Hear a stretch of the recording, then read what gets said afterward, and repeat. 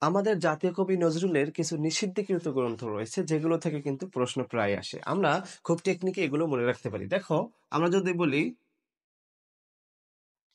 প্রভা অবি, এ যুগের চন্দ্র, এ যুগের চন্দ্র, মাত্র এই একটি লাইন মনে রাখলে কিন্তু আমরা তার নিষিদ্ধকৃত গ্রন্থগুলো মনে রাখতে পারি। দেখো, প্রভা, প্রভা কি? প্রলয় শিখা।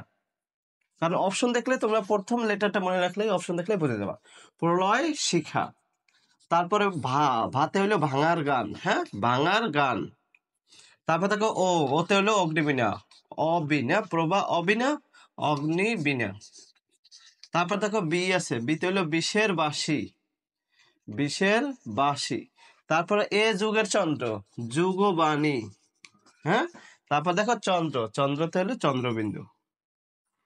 তাহলে কি হলো? প্রভা অবি এ যুগের চন্দ্র, প্রভা অবি এ যুগের চন্দ্র। একটা লাইন মনে রাখলে তার নিষেধকৃত যে গ্রন্থগুলো রয়েছে সেগুলো মনে রাখা কিন্তু একদমই ইজি, রাইট?